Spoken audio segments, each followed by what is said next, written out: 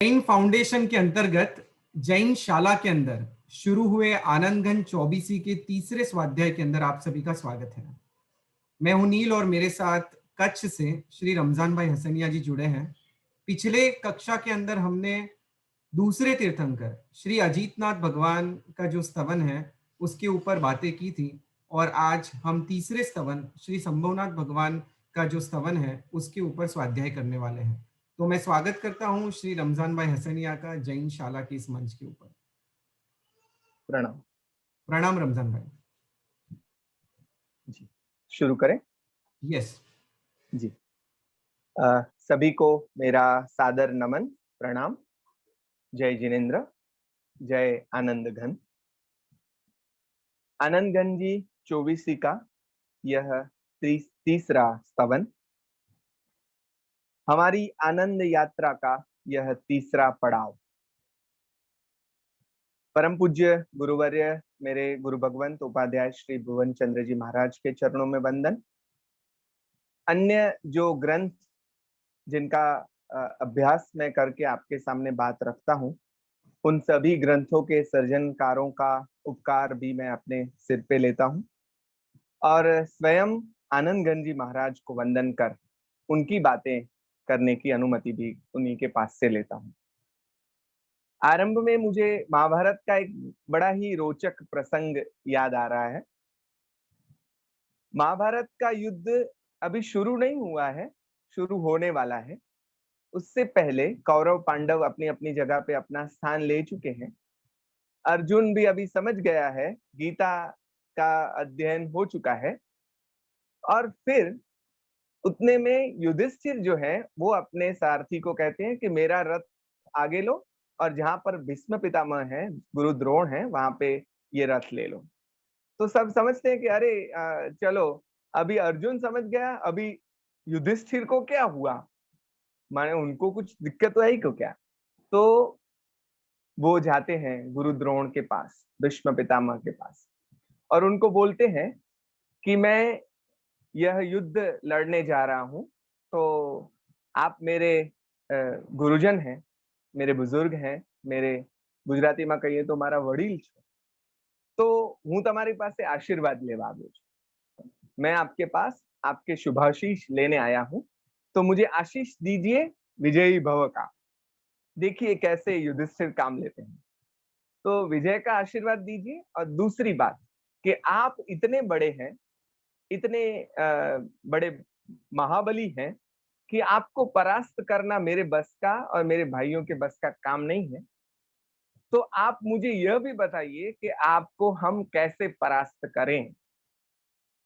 तो ये प्रसंग मुझे आरंभ में इसलिए याद आ रहा है कि मैंने भी अपने रथ को ले लिया है आनंदगंज जी महाराज के पास और उनको अपनी अक्षमता जो है मेरी, जो वो मैं उनके सामने पेश करता हूँ और कहता हूँ कि मेरी कोई क्षमता नहीं है आपके स्तवनों को समझाने की, लेकिन आप ही बताइए कि मैं कैसे इस स्तवनों की बात करूं। तो आपके आशीर्वाद के बिना तो मैं कैसे कर सकता हूं। तो उनके आशीर्वाद को सिर पर लेकर मैं अपनी बात शुरू करता हूँ गुरु महाराज की वाचना के आधार पर और कुछ पुस्तकों के अभ्यास के आधार पर। गुरु महाराज की वाचना में एक बात यह आई कि प्रथम स्तवन जो हमने यहाँ पे देखा, वहां दर्शन की बात आई। मतलब हमें दर्शन हुआ, हम दर्शन माने समझना। हाँ? दर्शन એટલે ભગવાનને જોયા, જાણ્યા અને ભગવાન ગમ્યા। भगवान अच्छे लगे, प्रीति हुई उनके प्रति। दूसरे स्तवन में ज्ञान का स्वरूप है। ये दूसरा जो स्तवन है वो ज्ञान का स्तवन है। पहला जो स्तवन है वो दर्शन का स्तवन गुरु महाराज ने बताया। दूसरा जो स्तवन है उन्होंने बताया कि यह स्तवन जो है वो ज्ञान का स्तवन, दर्शन और फिर ज्ञान। पहले अच्छे लगे, फिर प्रभु की सेवना करनी है, प्रभु के मार्ग पर चलना है, तो कैसे चल सकते हैं उसकी एक रीत बताई गई। तो उसे हम समझे, माने हमें ज्ञान मिला। तो दर्शन हुआ, फिर ज्ञान मिला, और अब जो ये तीसरा स्तवन हम करने जा रहे हैं, समझने जा रहे हैं, वो तीसरा स्तवन वो चारित्र्य का स्तवन। हाँ? तो दर्शन, हम वैसे ज्ञान दर्शन चारित्र ऐसे बोलते हैं, लेकिन दर्शन ज्ञान चारित्र ऐसे भी कई जगह पे उल्लेख आता है। तो यहाँ पे पहले दर्शन हुआ, फिर ज्ञान, और अब चलना कैसे है, इस मार्ग पर चलना है तो कैसे चले, इस प्रकार की આપણે ગુજરાતીમાં કહીએ તો એક પ્રકારના પગથિયા આવ્યા કે પહેલા આ થયું, પછી આ થયું, પછી આ. તો ચારિત્ર્ય એ એમ ક્રમિક વિકાસની વાત આવી. સો एक પછી એક ડગલા ચાલવાની વાત આવી. हमारे यहाँ कहा गया है सम्यक ज्ञान दर्शन चारित्राणि मोक्ष मार्ग. ये तीन ही तो है मोक्ष के मार्ग. सम्यक ज्ञान दर्शन चारित्र, ये तीन ही है मोक्ष का मार्ग. और क्या है? यह तीन है. आ त्रण बाबतों ऊपर भार મૂકવાનું છે, એમાં કામ કરવાનું છે, उसमें हमें आगे बढ़ते रहना है. अपने इन तीन क्रम को बारीकी से શુદ્ધ કરते जाना है. સાહેબજીએ વાંચનામાં ત્રણ મજાના શબ્દો આપ્યા, જે હું ગુજરાતીમાં પહેલા કહીશ, પછી હિન્દીમાં એની વાત કરું. એમણે ત્રણ બહુ મજાના શબ્દ કયા. એક કયો સુધારો, પછી કયો વધારો, અને પછી કયો મઠારો. સુધારો, વધારો અને મઠારો. દર્શન સુધારો, જ્ઞાન વધારો અને ચારિત્ર્ય मठारो. दर्शन को सुधारना, क्रमिक शुद्ध करते जाना है. सुधारना है माने शुद्ध करते जाना है. ज्ञान की अभिवृद्धि करते जाना है, उसमें बढ़ोतरी करते जाना है, बढ़ाते जाना है, बढ़ाते जाना है. और चारित्र को मठारो माने એને વધારે સુંदर घाटीलू बनावो, એટલે मठारो એટલે વધારે એને मॉडिफाई करो. हम इंग्लिश में जिसे कहते हैं to modify. We have to modify our character. तो क्रम से हमें इसमें आगे बढ़ना है और सतत सतत सतत यह करते रहना है. ये निरंतर चलती प्रक्रिया है. और हसता हसता एमणे एक चौथो शब्द कहो, અને તે કયો ધસારો. સુધારો, વધારો, મઠારો, એ તો આ ત્રણના સંદર્ભમાં. પછી હસતા હસતા એમણે કહ્યું કે અત્યારે ધસારો ચાલે છે. धसारो माने हम ऐसे हजारों की संख्या में तीर्थ यात्रा करने जाते हैं, हजारों की संख्या में पूजा अर्चना होती, हजारों की संख्या में व्रत उपवास तप वगैरह वगैरह वगैरह होते. मतलब सब जगह पे एकदम फोर्सफुली, जैसे आज शेयर बाजार वधी गयो एम, शेयर बाजार बढ़ गया, ऐसे यहाँ पे भी बढ़ावा आया है, जैसे बाढ़ आई. धसारो तो खूब छे, पण एमणे एम કહ્યું કે ઘસારો નથી. ઘસારો ક્યારે થાય? ધર્મનો સ્પર્શ થાય તો. કુવામાંથી પાણી ખેંચવું હોય તો રસ્સી એ ધીરે ધીરે ધીરે ધીરે ધીરે ઓલા પથ્થરમાં પણ ઘસારો લાવી દે છે, એવો શેપ આવી જાય. तो स्पर्श थी घसारो था. तो दिक्कत आ रही है वो यह है कि हम क्रियाएं तो बहुत कर रहे हैं, लेकिन धर्म का जो स्पर्श होना चाहिए वो स्पर्श नहीं हो रहा है. वैसे हंसते हंसते महाराज साहब ने कह दिया. एक गुजराती भजन मुझे वहां पे याद आ गया. कुछ लोग तीर्थ यात्रा करने जा रहे थे, तो उन्होंने एक साधु भगवंत को कहा कि आप भी आ जाओ. तो एमणे कीधुं गुजरातीમાં કે ભાઈ મારે નથી આવવું, આ એક તુંબડી છે, એક ફળ છે, શાકભાજી જેવું, ચીબડા જેવું આપણે જેને કહી શકીએ. તો એવું એક ફળ છે, શાક છે, એને લઈ જાઓ અને બધી જગ્યાએથી એને દર્શન કરાવી, ગંગા બંગામાં સ્નાન કરાવીને લઈ આવજો. सब जगह से दर्शन करवा के, गंगा में स्नान करवा के वो लेके आए और फिर आके गुरु को, साधु को वापस दिया. और साधु ने उसको समार कर उसकी सब्जी बनाई, तो सब्जी तो एकदम खारी, एकदम कड़वी थी. तो तभी भजन आया, सब तीरथ कर आई तुम बढ़िया, सब तीरथ कर आई फिर भी न गई कड़वाई तुम बढ़िया, सब तीरथ कर आई.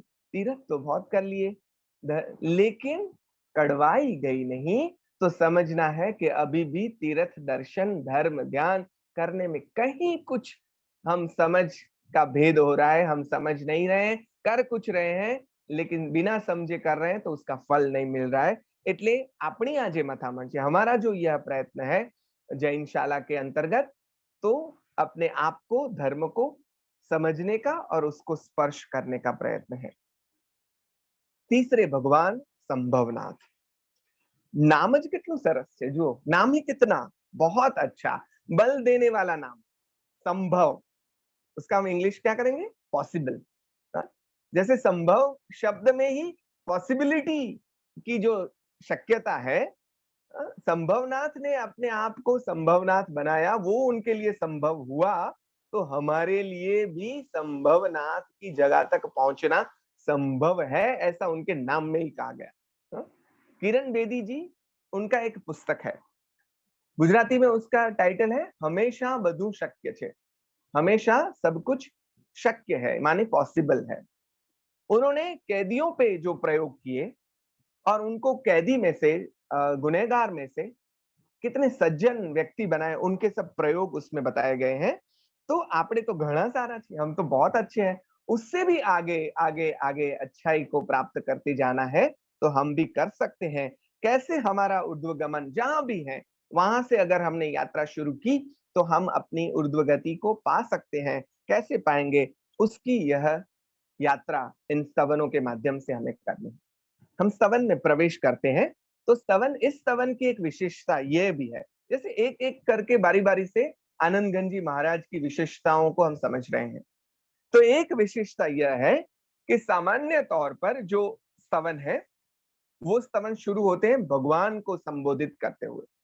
भगवान आप ऐसे हैं, आप वैसे हैं, आपने ये किया, आपने वो किया, अरे आप तो महाबलशाली, अरे आपने तो राग द्वेष जीत लिया, अरे आप ऐसे वैसे वैसे वैसे। ये जो स्तवन है, वो भगवान को यानी तीर्थंकर परमात्मा को संबोधित करके नहीं कहा गया।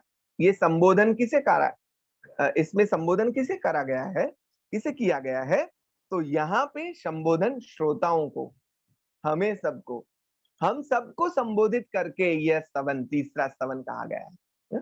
ऐसे संबोधन काव्यों की परंपरा है, गुजराती में भी, हिंदी में भी और अन्य भाषाओं में भी। गुजराती में कहीं આપણને યાદ આવે, હે નીરખને ગગનમાં કોણ ઘૂમી રહ્યો, તેજ હું શબ્દ બોલે। નિરખને, ને એટલે જોને, જાગને, જાદવા, તો આ જે ને કરીને જે संबोधन કરીને કહેવામાં આવે છે, એને આપણે સંબોધન કાવ્ય કહીશું। तो यहाँ पे आत्मानंद जिसे प्राप्त करना है, आनंद घन स्वरूप की जिसे प्राप्त करनी है, ऐसे जो मुमुक्षु जीव हैं, उन सभी को संबोधन करते हुए आनंद जी महाराज कहते हैं, तो क्या कहते हैं, पहली पंक्तियां हम आरंभ करते हैं।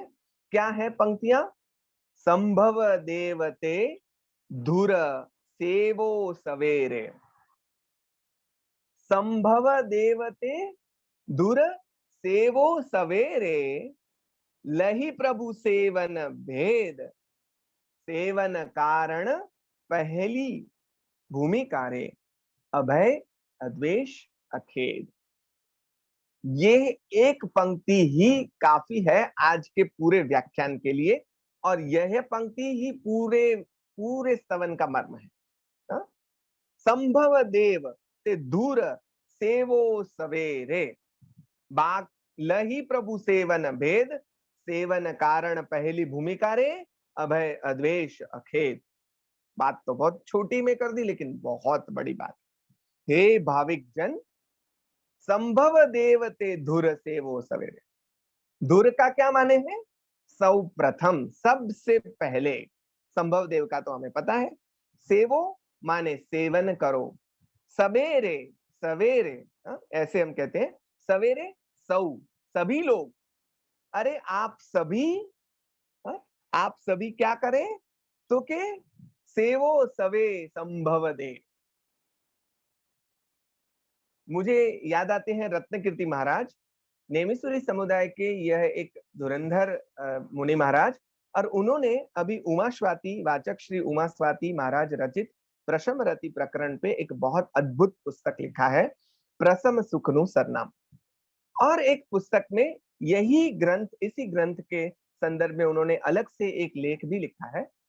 उसमें उमा स्वाति महाराज को केंद्र में रख के उन्होंने बात कही है, जो सभी ऐसे अनुभव सिद्ध साधु भगवंतों को, आचार्य भगवंतों को लागू होती है। उन्होंने 4 शब्द हमारे यहाँ प्रस्तुत किए हैं। वो किए हैं अभ्यास, आचरण, अनुभूति और अभिव्यक्ति। मैं रिपीट करता हूं, अभ्यास, आचरण, अनुभूति और अभिव्यक्ति। आ तबक्काओ છે। These are the steps। कैसे? जैसे अभ्यास, पहलो पड़ाव अभ्यास करવું, અધ્યયન કરવું, પછી જે સમજાયું એનું આચરણ કરવું, जो भी समझ में आया उसका आचरण करना, एम करता निज स्वरूपनी अनुभूति करवी। हाँ? आचरण करते करते अनुभूति करना, और अनुभूति में जो सत्य हमें मिला उसकी अभिव्यक्ति कर अपने आप में जो सत्य मिला है उस सत्य का सभी को ए सत्यनी बधाने लाणी करवी, सभी को बांटना। वो सत्य तो माने अभिव्यक्ति। तो आनंदगंज जी महाराज भी ऐसे ही है कि ये बात उनको भी लागू होती है कि सबसे पहले तो उन्होंने यह अभ्यास किया, आचरण किया, अनुभूति की, और अब हमको अभिव्यक्ति कर रहे हैं। ये कविता जो है वो उनकी अभिव्यक्ति है, ये स्तवन जो है उनकी अभिव्यक्ति है। और वो कह रहे हैं कि भाई देखिए ये कितना अच्छा है। पहले ही संभव देवते धुर सेवो सवेरे, करने जैसा काम जो कुछ है तो वो यह है। क्या है? संभव देवते धुर सेवो सवेरे, सेवना करनी है। अगर आपको कुछ भी करना है तो यह करने जैसा काम, और बहुत कुछ न करने जैसे काम हम कर रहे हैं, तभी आनंदगंज जी जैसे संत महात्मा हमें आकर कहते हैं संभव देवते धुर सेवो सवेरे। अरे सभी लोग, करने जैसा तो यह है। हाँ? तो we have to give priority to this, कि ये करने जैसा है। हाँ, आपने प्रायोरिटी नक्की करवानी है। संतों की करुणा में से प्रेरित होकर वो ये ऐसे हमें कहते हैं। फिर शब्द आया सेवो, सेवो, सेवन करो। क्या करना है? सेवन करना। यानी सेवन का यहाँ पे अर्थ जो है वो पूजा नहीं है। સેવવું એટલે એમના માર્ગ ઉપર ચાલવું। આગળ પણ આપણે વાત આ કરી છે અને ફરી આ વાત આવ્યા જ કરશે। માર્ગની જ વાતો અહીંયા આવશે। तो यहाँ सेवन करना माने उनके मार्ग पर चलना। शब्द पर हम ध्यान देंगे। सेवन करना है, जैसे हम कहते हैं च्यवनप्राश का सेवन करो, बादाम का सेवन करो। खाना अलग है, सेवन करना अलग है। सेवन करना माने रोज करना, बीच में गैप नहीं आना चाहिए। च्यवनप्राश का सेवन भी करना है, बादाम का करना है, घी का करना है, जिससे अच्छी बात जो भी है उसका सेवन करना है, तो उसमें नियमितता आनी चाहिए।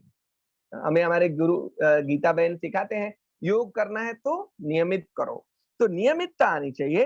पतंजलि योग शास्त्र भी कहता है कि सेवन कैसे होगा? दीर्घ काल तक करना है, लंबे समय तक करना है। लंबे समय में निरंतरता भी होनी चाहिए। लंबे समय तक तो आज किया, फिर 2 साल बाद किया, फिर 5 साल बाद पूरे जीवन करेंगे तो लंबा साल हुआ, लेकिन उसमें निरंतरता भी होनी चाहिए। और सत्कार से उसको समझकर, उसकी महत्ता जानकर सेवन करना है। और सेवन करना है तो हमें मात्रा भी निश्चित करनी होगी और धीरे धीरे आगे बढ़ना होगा। तो यहाँ पे भगवान के मार्ग पर चलना है। और 2 किलो बदाम खाई जाइए तो शू थाय, ए मारे તમને કઈ કહેવાની જરૂર खरी? बादाम हमारी सेहत के लिए अच्छी है, लेकिन हम आधा किलो साथ में नहीं खा जाएंगे। उनको सेवन करेंगे, मतलब धीरे धीरे धीरे धीरे खाते रहेंगे। तो ओलू खावेलू अपना पेट ने बगाड़े અને આ સેવન જે છે બુદ્ધિને સુધારે। નિરંતર ચાલવું એનું નામ સેવન છે। એટલે निरंतर चलना है। अरिहंते शरणम पवज्जामि, हम ऐसे बोलते हैं।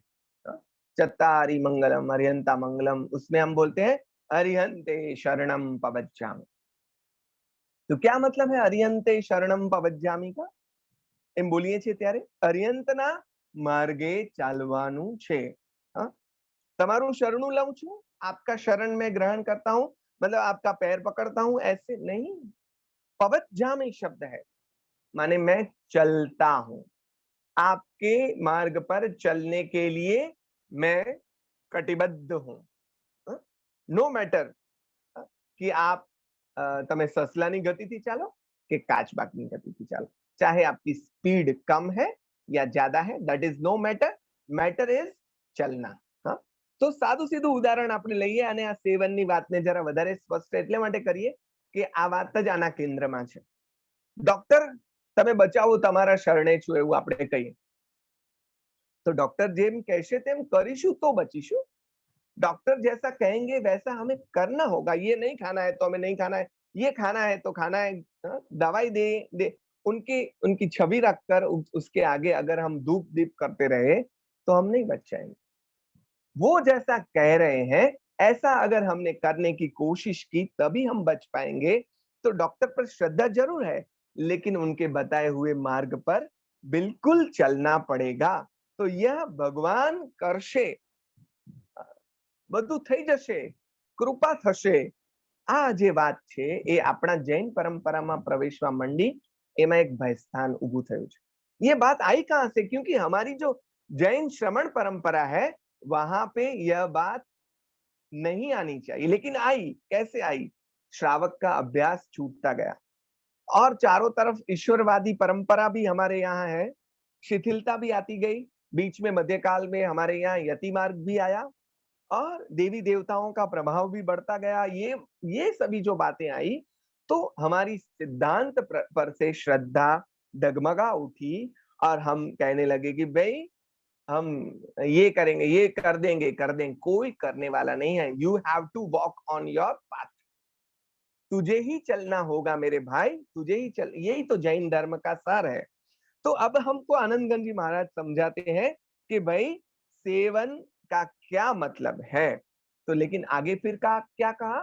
लही प्रभु सेवन भेद. सेवन केम थाय ये पहला समझी लो. देखिए कविता में कैसे आगे बढ़ रहे हैं धीरे धीरे. संभव देवते धुर सेवो सवे, लेकिन लही प्रभु सेवन भेद. उसके प्रभु की सेवा कैसे की जाती है, उनके मार्ग पर कैसे चला जाता है, वो तो पहले समझ लीजिए, फिर आप आगे बढ़िए. तो लही हम पूछते हैं कि लही प्रभु सेवन भेद, सेवन केम थाय એ સમજી લો. એટલે આપણે કહીએ કે ભાઈ સમજાવો, એટલે શું કહે? સેવન કારણ પહેલી ભૂમિકા રે, અભય અદ્વેષ અખેદ. ये तीन शब्द बहुत गंभीर है. सेवन कारण पहली भूमिका, अभय अद्वेष अखेद. બહુ મોટા મોટા શબ્દો છે અને આપણને એમ થાય કે હજી તો શરૂઆતની વાત છે. અભય, નિર્ભય અને અભયની વાતો આપણે કરી શકીએ, અભય દાનની વાતો આપણે કરી શકીએ, પણ એની વાત અત્યારે મારે નથી કરવી. I don't want to speak about that Abhay. Maharaj Shah ने उसका जो दूसरा अर्थ किया है वो मैं आपके सामने पेश करने जा रहा हूं. अद्वेष, द्वेष भावનું નિર્મૂલન કરવું. અખેદ, થાક્યા વિના ચાલ્યા કરવું, એટલે ચાલતા રહેવાનો ઉત્સાહ. આ બધું. પણ પ્રશ્ન એ થાય કે ભાઈ આ તો બહુ અઘરી શરતો છે. अभी तो हमने चलना शुरू किया और उससे पहले उसके तुरंत ही ऐसी अग्री, मतलब ऐसी कठिन अगर परीक्षा होगी तो हम कैसे कर पाएंगे. भाई ये अभय तो बहुत बड़ा शब्द है, अद्वेष तो बहुत बड़ा शब्द है, अखेद तो इससे भी बहुत बड़ा शब्द है. कैसे करें? तो यहाँ समझना है अभय अद्वेष अखेद શરૂઆતથી કેમ આવશે? તેમના મૂળ અર્થમાં એની વાત તો આપણે કદાચ કરી શકીએ, બીજે વંચાશે भी खरी. अगर मूल अर्थ में हम उसे समझने जाएं तो हमारी ऑलमोस्ट यात्रा संपन्न होने आएगी. आनंदगंज जी महाराज को जो अभिप्रेत है और उपाध्याय श्री भुवन चंद्र जी महाराज ने जो हमें समझाया है उसकी बात हमें कहेंगे कि भाई क्या अभय, कया अभय नहीं यहाँ बात, किस अभय की यहाँ बात है. देखिए ये थोड़ी नई बात शायद आपको लगे. तो 7 જાતના ભય કયા છે? જે ભયની વાત આપણે ત્યાં જે ગ્રંથ તમને આપવામાં આવ્યું છે એમાં મૂકવામાં આવી છે, તો ત્યાં તમે વાંચી લેજો. બધાને ઘર લેસન મોતીચંદ गिरधरलाल કાપડિયાના પુસ્તકમાં, वो मैं यहाँ पे नहीं कह रहा हूँ. આ 7 જાતના ભયમાંથી મુક્ત થવાનું છે, એ અભયની વાત છે. આરાધનામાં જતા જીવ અચકાય કેમ છે? એનું કારણ ભય છે. આગળ એની વાત બીજી પણ આવશે. પણ આરાધનામાં જતા જીવ કેમ અચકાય છે? देरासर में अगर गया तो फिर दुकान छूट जाएगी, उसका क्या? अगर मैं सामायिक में बैठ गया तो अरे मेरे यहाँ पे तो डील करनी थी, वो छूट जाएगी, तो उसका क्या? मुझे यहाँ पे जाना था, ये करना था, लेकिन ये छूट गया, तो उसका क्या? तो धर्म करते करते करते हमें अंदर दूसरा एक भय बैठा है कि ये मेरा संसार और जो लेके मैं बैठा हूं, धंधा रोजगार लेके बैठा हूं, उसमें नुकसान आ जाएगा। तो किसी ने बहुत अच्छा कहा, तन टेम्पल मां ने मन चंपल मां। धंधा रोजगार तो छोड़ो, हम मंदिर में होते हैं, भगवान के सामने होते हैं और हमारा ध्यान रहता है कि अरे बाहर चप्पल रखी है, इतनी महंगी हमने चप्पल ली है, इतना महंगा शूज है कि वो कोई उठा ना जाए तो अच्छा है, इसलिए हम तो अलग अलग रखते हैं, एक इधर रखो दूसरा उधर रखो, ऐसी टेक्निक भी हम अपनाते हैं। तो हमारा तन तो टेम्पल में रहा लेकिन मन चंपल में रहा। व्याख्यान में बैठे हैं लेकिन हमारा जो मन है उसे अरे वहां पे દુકાન પર અત્યારે ઘરાકી હશે, માણસ પહોંચી નહીં વળતો હોય તો કરશું શું? તો આ જે છે इसके कारण क्या होता है कि उसका मन जो है वो साधना में लगता नहीं है। अभय मतलब पहली भूमिका अभय क्यों है कि ये जो संसार की बातों का भय है ना, कि मैं धर्म में रहा तो ये सब छूट जाएगा, ऐसी जो बातें मन में आ रही है तो उसके कारण क्या होगा, धर्म में मन नहीं लगेगा। तो पहले तुम्हें इस अभय को प्राप्त करना है, वो आगे के अभय की बात तो फिर आएगी। हाँ? लेकिन आपकी स्क्रीन पे जो अभी आपको दिख रहा है अभय अद्वेष अखेत, उसमें से पहली जो बात है वो अभय को प्राप्त करेगा तो क्या होगा, जगत लाभनु आकर्षण नबड़ू पड़शे। दुन्यवी जो लाभ है उसका आकर्षण मंद हो जाएगा। संसार और उसके जो लाभ है उसके कारण उसका जो भय है कि अरे ये छूट गया तो ये छूट जाएगा, ये छूट जाएगा, ये छूट, वो जो भय है वो भय का उस भय का निर्मूलन हो जाएगा। नरसी कहते हैं सुख संसार मिथ्या करी मानवो जगत मां कृष्ण विना सर्व काचू। सुख संसार में रहना जरूर है लेकिन उसे मिथ्या समझकर उसमें से गुजरना है, क्योंकि सच्चा तो कृष्ण है, वो अपनी परिभाषा में कहते हैं। तो यहाँ पे धर्म मार्ग पर चलना है तो इसको, हाँ, जो हमारे दुन्यवी लाभ है उसको हमें छोड़ने होंगे। तो उनके प्रति उन वो छूट ना जाए, मतलब वो लाभ हमारा छूट ना जाए, हमें कहीं नुकसान ना हो जाए, उसका जो भय है उसमें से पहले निकलना होगा। नित्यलाभ जी नो एक બહુ મજાનું સ્તવન છે, હારે હું તો મોયો રે લાલ જીન મુખડાને મટકે। એમાં એક બહુ સરસ પંક્તિ છે, મુજ મન લોભી ભ્રમર તણી પેરે પ્રભુ પદ કમળે અટકે। હવેની પંક્તિ આપણા માટે કામની છે। રત્ન ચિંતામણી મૂકીને રાચે કહો કોણ કાચ તણે કટકે।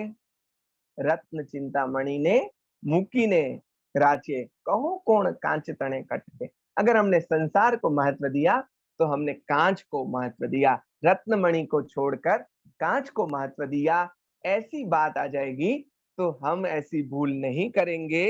इसलिए यह अभय उसके लिए सबसे पहले आवश्यक तत्व है।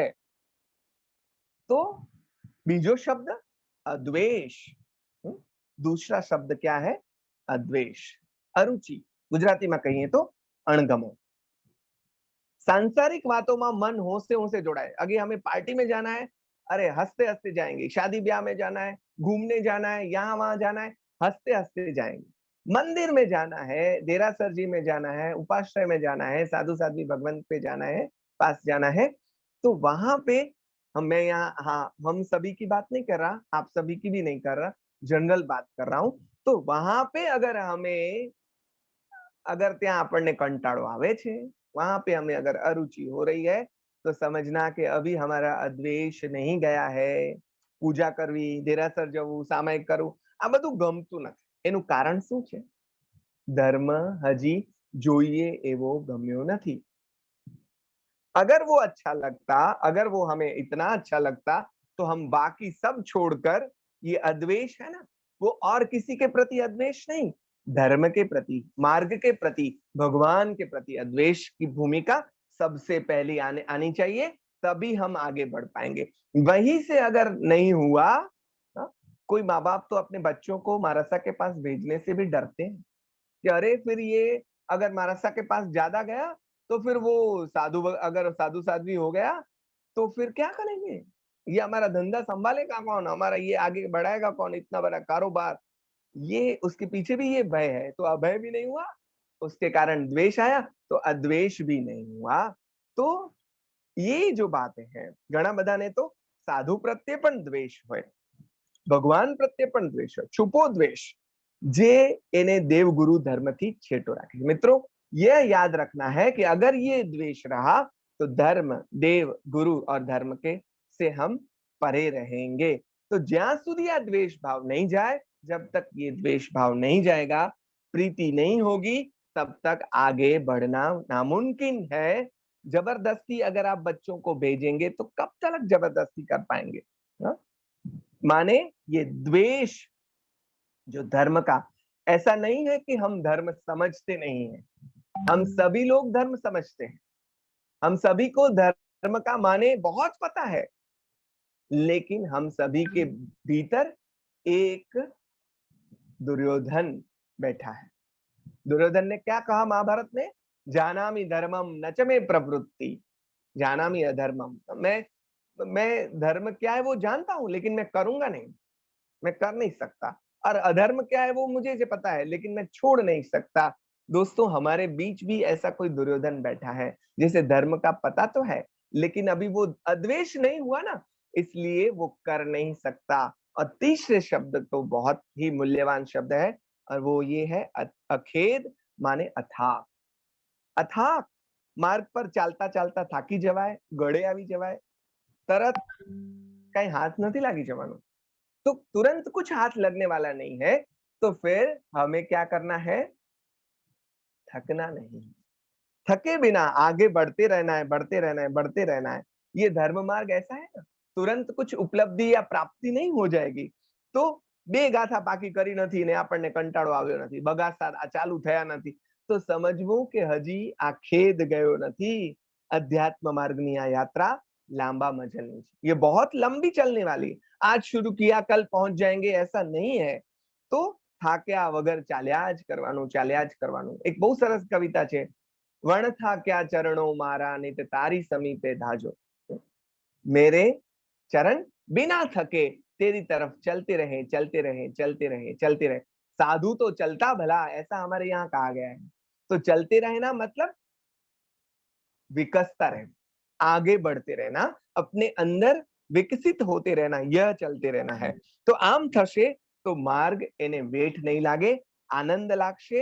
એટલે સમજણ પહેલા કેળવવાની છે। અને અહીંયા જુઓ, સાચા ગુરુની સ્ટાઇલથી આખી વાત ચાલી રહી છે। આપણે બીજી ગાથા હવે જોઈએ। તો બીજી ગાથા ક્યાં કઈ છે? બીજી ગાથામાં भय चंचलता हो जे परिणाम नीरे, द्वेष अरोचक भाव। अब पहली में क्या कहा? करने जैसा यह है, लेकिन पहले समझ लो कैसे करना है। भगवान के मार्ग पर चलने के लिए तीन भूमिका। पहली है अभय, अद्वेष, अखेद। अभी उनमें से अ को निकाल देखिए, और इसकी व्याख्या अभी की आगे की गाथा में की कि भय चंचलता हो जे परिणाम नीरे, द्वेष अरोचक भाव, खेद प्रवृत्ति करता था कि दोष अबोध लखाओ लिखाओ। तो बीजी गाथाમાં भय, द्वेष અને खेदनी व्याख्या कर। किसे कहते हैं भय, किसे द्वेष कहते हैं, किसे खेद कहते हैं, उसकी व्याख्या यहाँ पे की है। तो फरी એ જ વાત, लेकिन थोड़ी जुदी रीत। बात वो है, भय की है, द्वेष की है, खेद की है, थोड़े अलग तरीके से बात की, क्योंकि उनको रटाना है। એકડો જેટલો ગૂંટાય એટલો વધારે મરોડદાર ને સુંદર થાય, એટલે અહીંયા વાત ફરીથી જરા ગૂંટવા માટે, વધારે સમજાવવા માટે કરી। ભયના કારણે ચંચળતા આવે છે એમ કહ્યું। ભય ચંચલતા જે પરિણામની। ભય माने क्या है? परिणाम की चंचलता। द्वेष माने क्या है? अरुचि भाव। खेद माने क्या है? प्रवृत्ति करते करते थक जाए।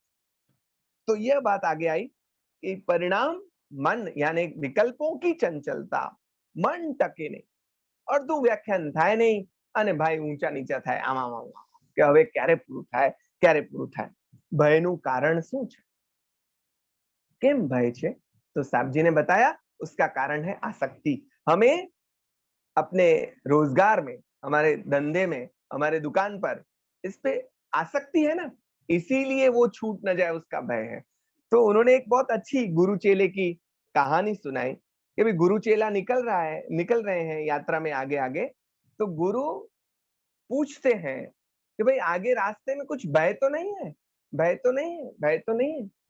शिष्य को प्रश्न होता है कि ऐसे कैसे गुरु महाराज पूछ रहे हैं कि आगे भय तो नहीं है, भय तो नहीं है, भय तो नहीं। फिर उसने टटोला तो उनकी झोली में से कुछ सुवर्ण मुद्राएं निकली, सोना मोहर निकळ्या। એટલે એને ખબર પડી કે ભાઈ આ ભયનું કારણ હતું, હં? કે આ ધન હતું ને પાસે એટલે એને ખબર એમ હતું કે આગળ ભય તો નથી ને, ભય તો नहीं।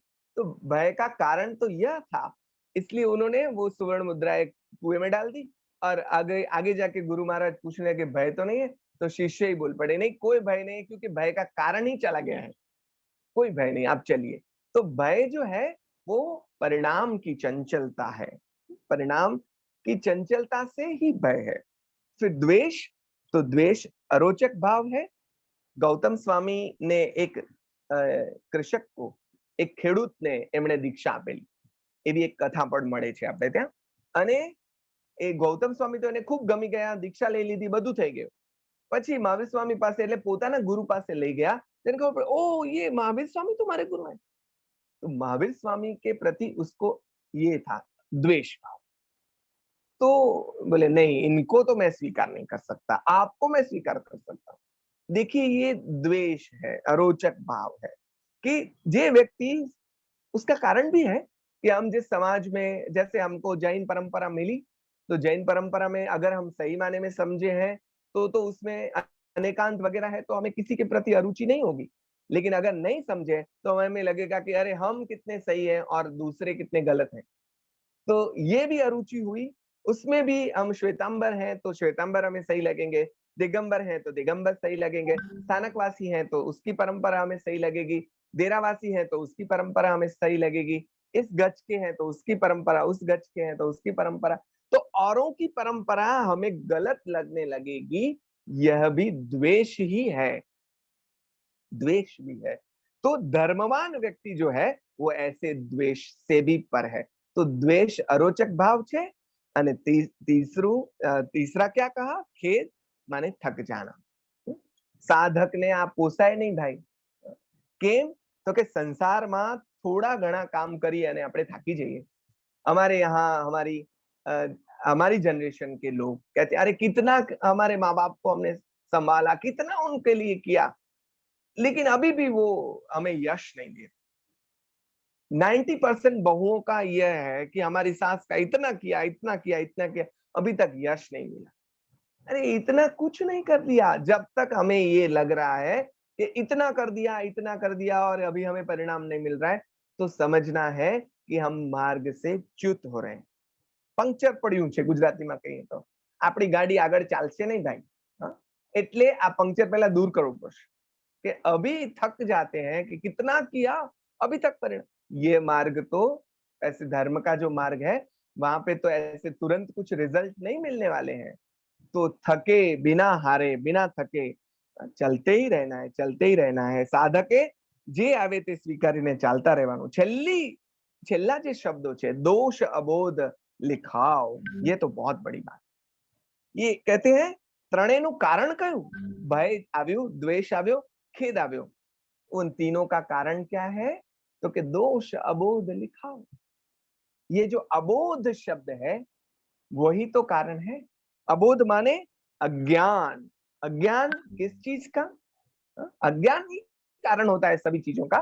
लेकिन यहाँ पे मुझे महाराज वगैरह के पास से जो समझ में आया वो है यशोविजय जी महाराज, आचार्य यशोविजय सूरी ने इस पे जो वाचना दी है उसमें लिखा है कि जातनु विस्मरण ए स्वस्वरूपनु विस्मरण ए सौथी मोटू अज्ञान छे। सबसे बड़ा अबोध क्या है, अपने जात का, अपने स्वरूप का विस्मरण कर देना। हम कैसे हैं, देखिए हमारे महासामर्थ्यवान स्वरूप को अगर हम भूल गए तो ही ये आ जाएंगे। हमें यहाँ पे याद आता है रामायण का एक प्रसंग। रामायण में जब हनुमान को दरिया छलांग मार के आगे बढ़ना है, तो वहां पे वो बोलते मैं तो इतनी बड़ी छलांग नहीं लगा सकता, मुझ में ऐसा सामर्थ्य नहीं है। तो जाम्बुवान उन्हें कहते हैं कि अरे भाई तू हनुमान है, तेरा सामर्थ्य तुझे नहीं पता है, इतना तेरा सामर्थ्य है, ये इतना तुझ में बल है। तो यहाँ पे आनंदगंज जी महाराज कहते हैं कि ये जो दोष है, द्वेष का या ये अरुचि का या ये सब, ये कैसे तुझ में आएंगे? तेरा तो मूल जो स्वरूप है वो इतना सामर्थ्यवान है, उसका अगर तुझे बोध हो गया तो ये कोई तेरे सामने टिक नहीं पाएंगे, ये तुझ पे हावी हो रहे हैं क्योंकि दोष अबोध लिखाव। अपने स्मरण का तुझे जो ભાન, આપણે ગુજરાતીમાં કહે કે ભાન હોવું જોઈએ, એ ભાન નથી રહ્યું એટલે આ થયું છે. હવે આખું કાવ્ય સ્તવન જુઓ રિવર્સમાં ચાલે છે. કેવી રીતે? સેવો, કેવી રીતે સેવો? એના પહેલા સેવોથી પહેલા सेवन कीजिए, उससे पहले समझ लीजिए. समझने के लिए 3 भूमिका है, उससे 3 भूमिका से पहले आपको समझना है 3 दोषों को, और 3 दोषों का कारण क्या है? तो वो है अबोध. देखिए ऐसे रिवर्स में पूरा चल रहा है, हाँ? और अब आगे बात क्या आती है? હવે વાત આવે છે અભય અદ્વેષ અખેદ આવશે કેમ? એ પહેલા શું કરવું પડશે એની વાત આવશે. એટલે આના પહેલાની, હવે જોજો આ કવિતાની મજા છે, આના પહેલાની ભૂમિકા આવી રહી છે. ચરમા વરત ચરમકરણ તથા રે ભવ પરિણીતિ પરિપાક દોષ ટલે વલી દ્રષ્ટિ ખુલે ભલી પ્રાપ્તિ પ્રવચન વાક. ચરમા વર્તન ચરમકરણ અને ભવ પરિણીતિ, આ શબ્દો છે ને એ બહુ તાત્વિક શબ્દો છે અને એનો તાત્વિક અર્થ તમને એ પુસ્તકમાંથી જ મળશે. મેં તમને કહ્યું છે એ હું અત્યારે તમારી સમક્ષ ચર્ચા નથી કરવી મારે, પણ એનો व्यावहारिक अर्थ उसे मैं समझाने की कोशिश मेरी अल्पमति के हिसाब से करना चाहूंगा. चरमाव्रत क्या है? वर्तन, वर्तन नहीं है, चरमाव्रत है.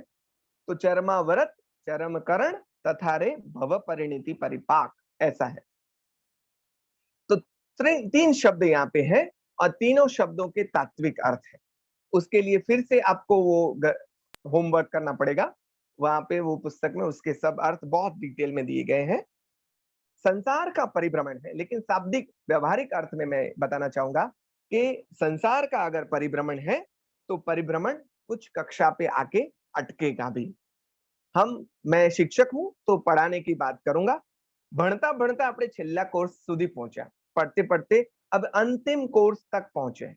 अभी ये कर लो, चाहे वो कोर्स 2.5 साल का 3 साल का इतने सेमेस्टर का है, बड़ा कोर्स है, लेकिन अभी ये लास्ट कोर्स है.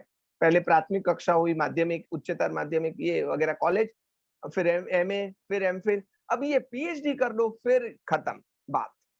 तो ये जो लास्ट कोर्स है, तो ये चरमा व्रत जो है ना, वो लास्ट कोर्स है कि अभी हम लास्ट कोर्स तक आ गए.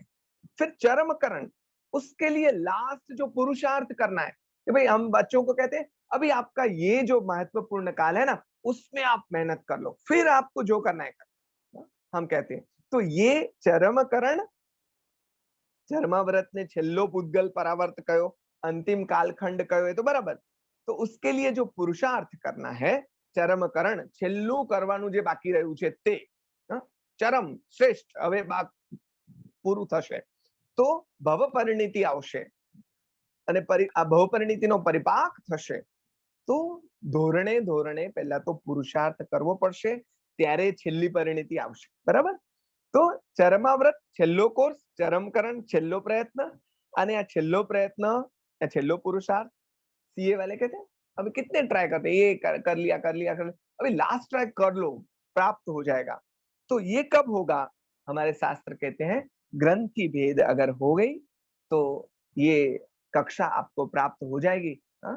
और फिर आपकी जो यात्रा है मुक्ति की ओर की आपकी यात्रा शुरू हो जाएगी.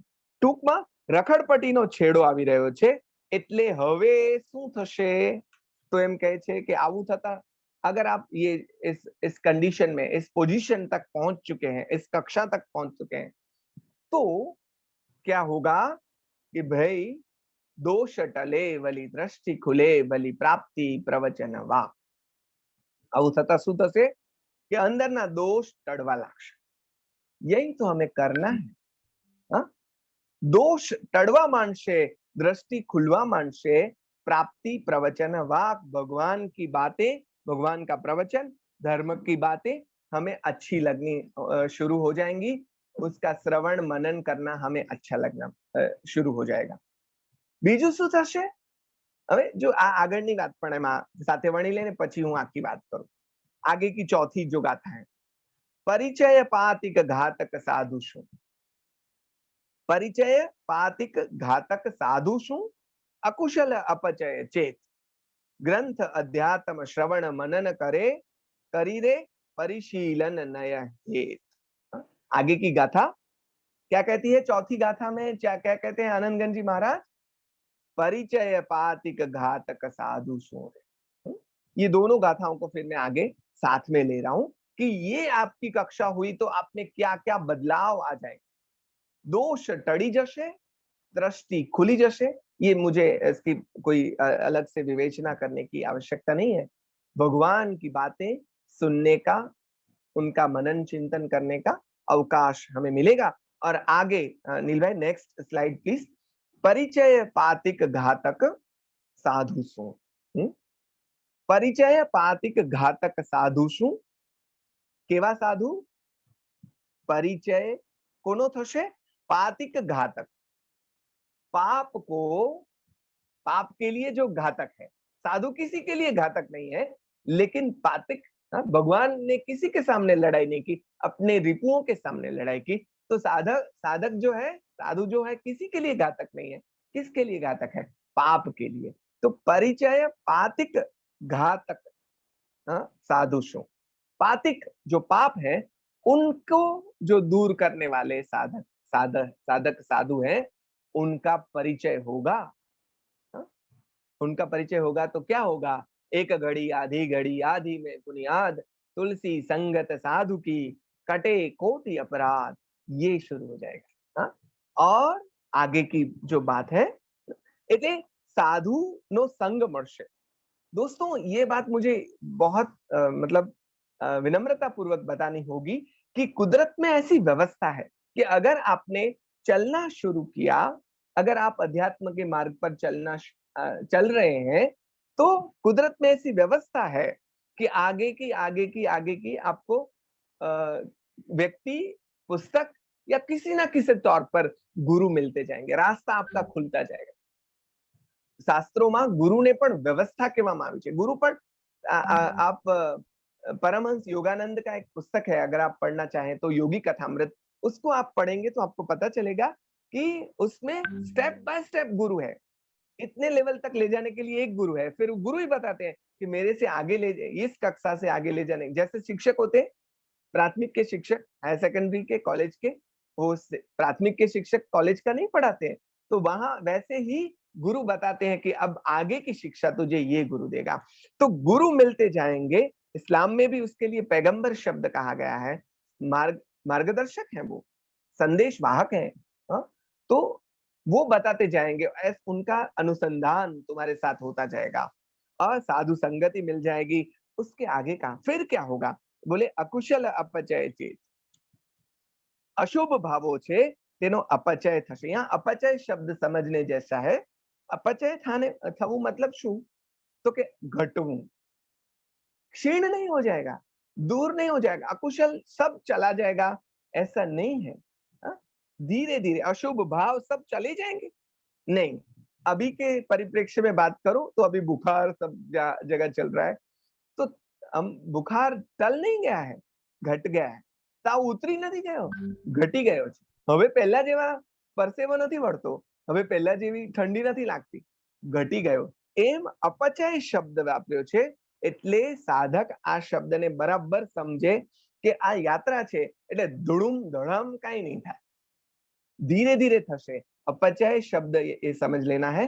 धीरे धीरे धीरे अकुशल भाव घटते चले जाएंगे और फिर क्या होगा? तो कि भाई अध्यात्म ग्रंथों श्रवण मनन करवानु मन थशे। ग्रंथ अध्यात्म श्रवण मनन करी परिशीलन नय हेत। उनका परिशीलन करने का मन होगा, विभिन्न नए के हिसाब से, हेतुओं के हिसाब, माने दृष्टि खुल जाएगी। ग्रंथ हमारे हाथ में आ जाएंगे, आपके हाथ में भी आ गए, हम सभी के हाथ आ गए। आनंदगंज जी महाराज का यह ग्रंथ, ये ग्रंथ ही है, तो स्तवन भी ग्रंथ है। तो ग्रंथ अध्यात्म श्रवण मनन, अभी आप श्रवण कर रहे हैं, हम सब मनन कर रहे हैं। ये मन होगा हम सभी को, तो मित्रों ये बात तो हम सभी को लागू हो रही है। और परिशीलन नए है तो हम अलग अलग परिप्रेक्ष्य से यह बातें सोचना समझना वो शुरू कर देंगे। तो अध्यात्म ग्रंथों श्रवण मनन चिंतन આપણે શરૂ કરીશું। देखिए यहाँ पे बात ये है, वाचन करना अलग है और चिंतन करना अलग है। हमारे यहाँ रीडिंग के लिए છાપું વાંચીએ તો શું થાય અને કોઈ ગ્રંથ વાંચીએ, બેમાં ફરક હોય ને। न्यूज़पेपर पढ़ना और ग्रंथ पढ़ना उसमें फर्क है। तो एक जो है वो आपको इंफॉर्मेशन देगा और दूसरा जो है आपको नॉलेज देगा। इंफॉर्मेशन शायद आपको पंडित बना सके, नॉलेज आपको साधु बनाए। साधु माने यहाँ साधु वेश की मैं बात नहीं कर रहा हूँ, सज्जन बनाएगी। तो इंफॉर्मेशन एक्सपर्ट बना सकती है, लेकिन नॉलेज जो है वो विजडम दे सकती है। तो हमारा अभी जो लक्ष्य है वो ग्रंथ अध्यात्म श्रवण मनन करने का होगा, न केवल पढ़ाई लेकिन उसका चिंतन मनन श्रवण और परिशीलन विभिन्न आयामों से हमारा एकांत टल जाएगा। हमारा एकांत टल जाएगा माने एक ही परिप्रेक्ष्य में हम नहीं सोचेंगे, उसको अलग अलग परिप्रेक्ष्य में नए के संदर्भ में मानते हमारी दृष्टि जो है वो उदार होगी। हवे हवे हवे ઊંધી રીતે જુઓ। તો ચરમાવ્રત ચરમકરણ આ ભવ પરિણીતિ આ બધું થશે તો આવું આવું આવું આવું થશે નહીં, એમ પણ આપણે વિચારી શકીએ। અને તો આપણને ખબર કેમ પડશે, કારણ કે આવું કંઈ થશે તો આમ કઈ ઘંટ વાગવા મળશે ને કઈ જાહેરાત થશે ને આપણે ક્યાં છીએ એવી ખબર પડે, એવું તો નહીં થાય।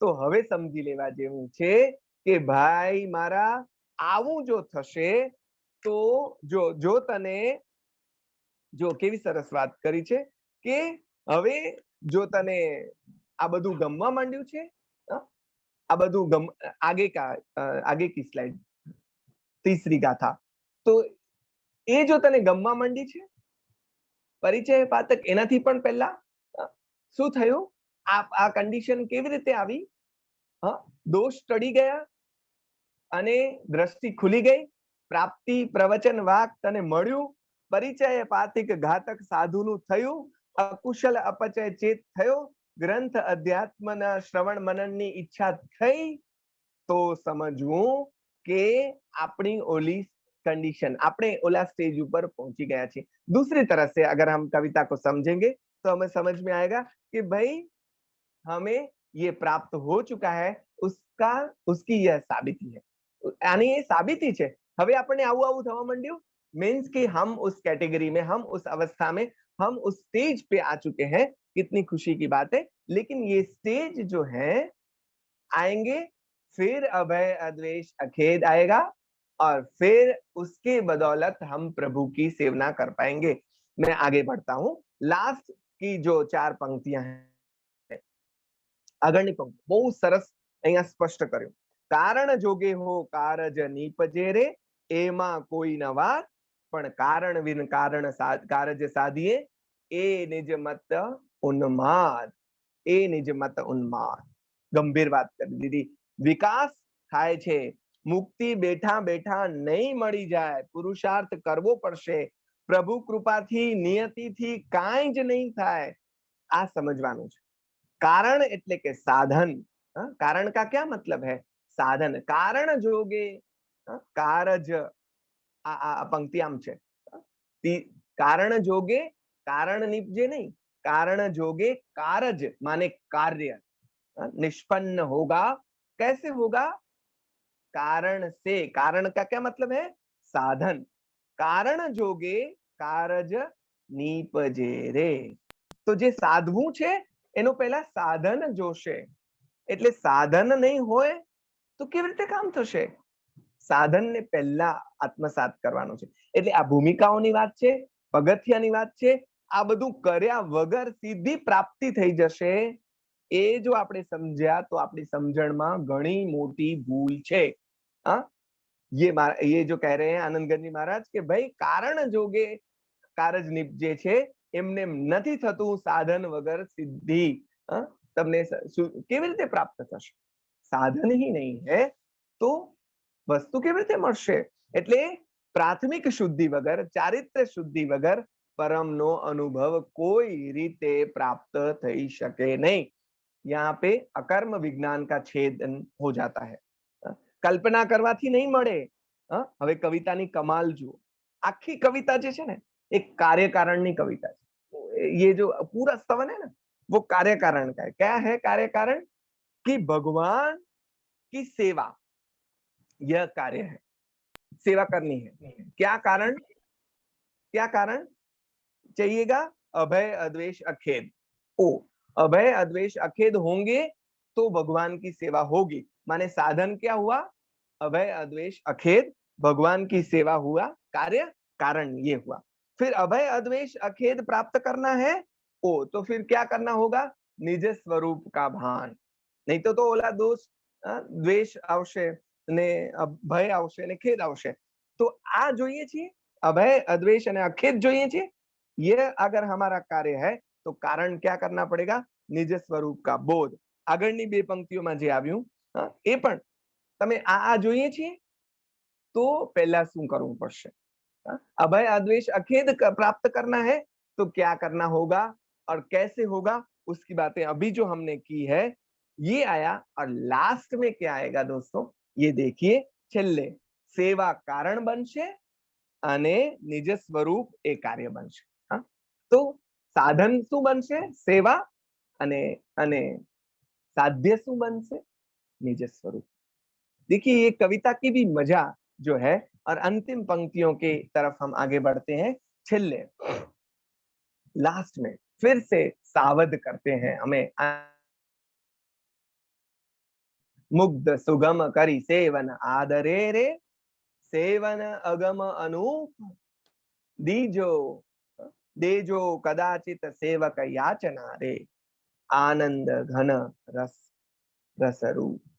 यहाँ पे मुझे ये भी कहना होगा कि हमारे जितनी भी पंक्तियां हैं ना उसमें देखिए अंते भेद अखेद भाव लिखाव परिपाक वाक चेत हेत वाद उन्माद अनूप रूप, ऐसे प्रास भी बहुत अच्छी तरह से मिलते हैं। तो प्रासानुप्रास भी है लेकिन वो तो एक कविता का विषय है, यहाँ पे हमें वो नहीं कहना है। लास्ट में जो बात यहाँ उन्होंने की है वो बात समझकर हम अपनी आज के स्वाध्याय को यहाँ संपन्न करेंगे। मुग्ध सुगम करी सेवन आदरे रे। अरे भाई देखिए पहले भी भाई है, सेवो सवेरे। ए मारा भाइयों तमे करवा जेवुं काम आ छे करो। मेरे भाइयों मेरे दोस्तों करने जैसा काम यह है, भगवान की सेवना करें, उनके मार्ग पर चले। अंत में भी वही भाव आए है, भाई का भाव। क्या है? अरे मारा भाइयों શું ભોળા લોકો આ માર્ગને સરળ સમજીને ચાલવા માંડતા હોય તો એને મારે કહી દેવું જોઈએ કે સહેલો ગણે એટલો આ સહેલો માર્ગ નથી। અગમ છે, અનૂપ છે, અગોચર છે, અનુપમ છે। ધારીએ એટલી સહેલી વાત આ નથી ભાઈ। તમે મુગ્ધ माने टीनेजर्स हमें जिसे कहते हैं ना, वो इम्प्रेस हो जाता, अरे चलो शुरू करते हैं, अभी हो जाएगा, वैसे हो जाएगा। तो ऐसे जो साधक है अगर वो ऐसे भाव से अगर शुरू करता है कि अरे अभी हो जाएगा, क्या है उसमें, कोई बड़ी बात तो है नहीं, तो ऐसा नहीं है। હવે क्या 14મા સ્તવનમાં એક જમ્પ લગાડી દઈએ આપણે, આમનો આપણે ત્યારે સમજીશું। પણ આ 14મું સ્તવન છે ભગવાનનો, 14મા ભગવાનનું। હે ધાર તલવારની સોહેલી દોહેલી 14મા જીના તણી ચરણ સેવા। અરે મારા ભાઈ આ ધાર તલવારની શૈલી છે પણ 14મા જીનની मार्ग ऊपर चालવું तो बहु अघरू है। तो यहाँ पे यही बात है, मतलब यहाँ डराने की बात नहीं है, जगाने की बात है। डरावा नहीं मांगता, जगाड़वा मांगे छे। એટલે અહીંયા કે છે સાવધાન કરવા માંગે છે। એટલે અહીંયા કોઈ કે તો કેવું પડશે ને, somebody have to say कि भाई ये मार्ग अपना जितना समझते हैं ना, मुंबई जाना है तो कोई देगा अरे निकलो पहुंच जाओगे, ऐसे ही पहुंच जाओगे। नहीं, आपको बताना पड़ेगा कि इतना लंबा अंतर है, उसमें ऐसे ऐसे बीच में पड़ाव आएंगे, ऐसी मुश्किलियां भी आएंगी, तो वो समझ के आप सज्ज होके निकलिए, ऐसे ही नहीं निकल पड़ना है। तो ये तो गुरु है, वो गुरु અમે બતાતે हैं कि ભાઈ સમજી લેજો કે આ માર્ગ ઉપર ચાલવું ધારો છો એટલું સહેલું નથી। हम ट्रैक करने जाते हैं ना, तो हम वहां पे जो गाइड होते हैं वो भी हमें बताते हैं कि देखिए आप समझते हैं उतना आसान नहीं है, ज्यादा कम सामान करो, ये करो। આ આપણને એમ જ કહે છે કે ભાઈ આ તમારો પરિગ્રહ ઓછો કરો, ઉપર ચડવું છે તો અહીંયા આ પણ ગાઈડ છે। એટલે એમ કહે છે કે ભાઈ સમજો છો એટલું સહેલું નથી, ગફલતમાં રહેતા નહીં, કઈ ભૂલ કરતા નહીં। એટલે ઓછું ચલાશે તો ચાલશે, પણ સમજીને ચાલજો। જોજો હો ભાઈ, એમ સમજાવતા હોય ને એમાં આપણને લાગે।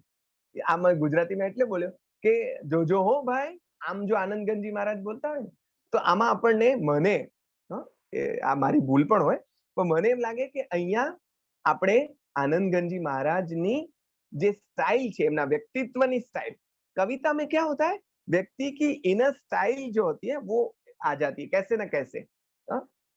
उभो था भाई, भाई मारा उभो था, ऐसे अगर कोई कवि कहता है तो उनकी जो स्टाइल होती है, कभी कभार हमारी जो स्टाइल है वो हमारे व्यक्तित्व में, हमारे व्यवहार में आ जाती है, वैसे कवन में भी आ जाती है, लेखन में, लेखनी में भी आ जाती है। तो यहाँ जैसे आनंदगंजी की एक स्टाइल कि भाई करने जैसा तो ये है। अगर हमारे सामने आनंदगंजी बैठे हो तो वो हमें सब ऐसे बताएंगे कि अरे करने जैसा ये है, लेकिन ये पहले समझ लो कि भाई उसका भेद समझ लो, उसके लिए अभय अद्वेष अखेद आना पड़ेगा।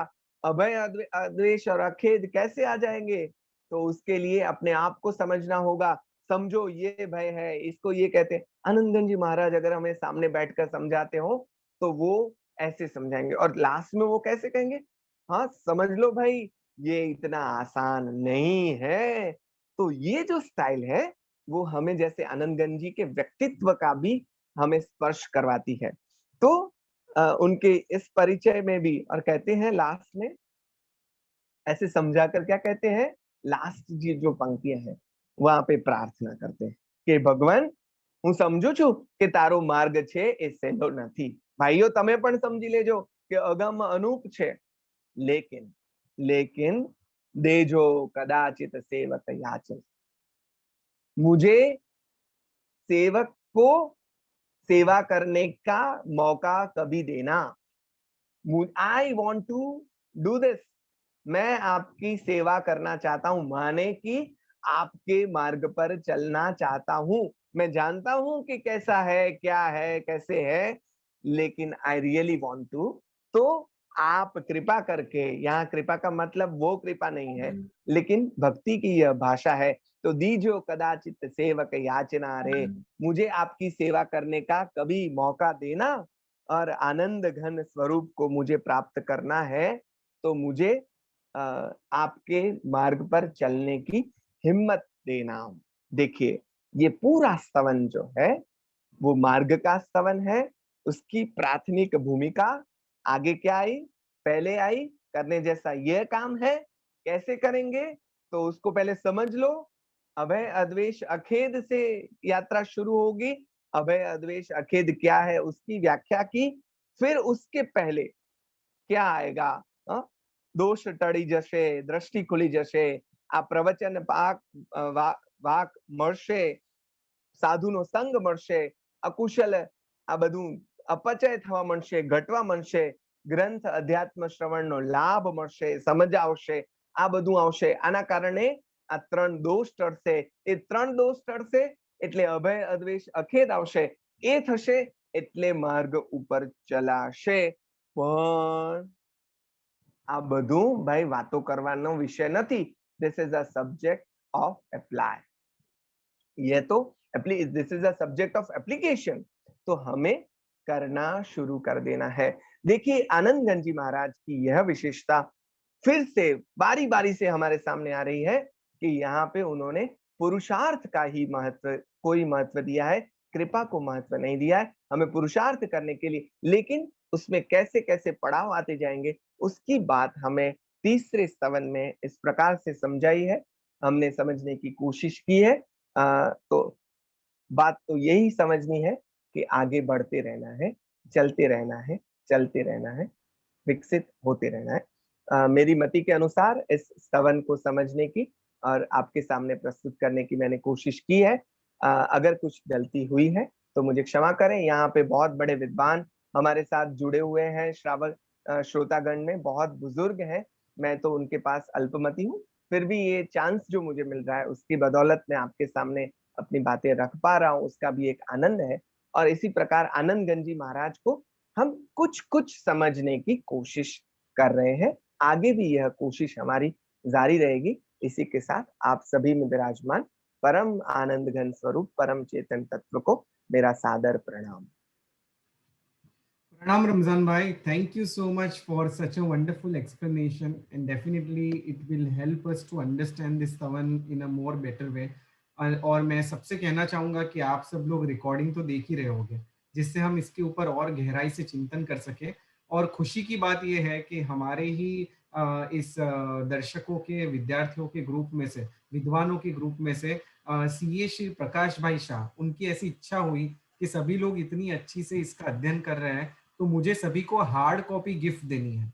यानी जितने भी यहाँ विद्यार्थी जुड़े हैं, उनको आनंदगंज चौबीसी की हार्ड कॉपी देनी है, जो कि मैंने सॉफ्ट कॉपी उसकी शेयर की थी ग्रुप के अंदर, पर ये गुजराती में है, जो मोतीलाल गिरधरलाल जी कापड़िया के द्वारा और महावीर जैन विद्यालय के द्वारा इसका पब्लिकेशन हुआ है। सो ये गिफ्ट देना चाहते हैं।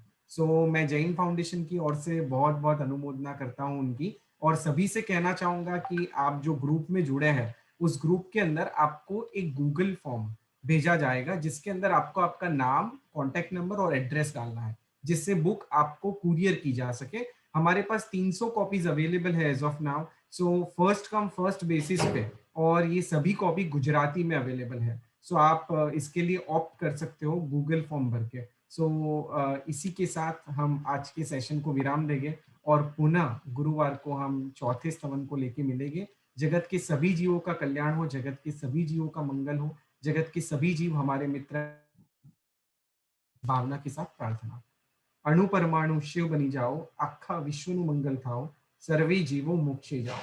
खामे मि सव्व जीवे, सव्वे जीवा खमंतु में, मित्ति में सव्व भूयेसु, वैरम मज्जन केणे, सर्वथा सौ सुखी थाओ, पाप ना कोई आचरो, राग द्वेषति मुक्त बनीने, समता सौ समाचरो। प्रणाम। हाँ, और एक बात और कहना चाहूंगा कि आप लोग ग्रुप में हैं तो आपको मैसेज मिलते रहेंगे कभी क्या सेशन है, पर आपके कोई मित्र भी इसके अंदर जुड़ना चाहते हैं तो उनको भी आप लिंक पास ऑन कर सकते हैं। वो लोग रैंडमली भी कोई लेक्चर अटेंड कर सकते हैं, जिससे उनको भी इस विषय के अंदर रुचि डेवलप हो। तो आप बिल्कुल प्रयास करना आपके फ्रेंड्स और फैमिली तक इसे पहुंचाने की। Thank you so much. प्रणाम रमजान भाई। हाँ जी, प्रणाम प्रणाम, सौने प्रणाम।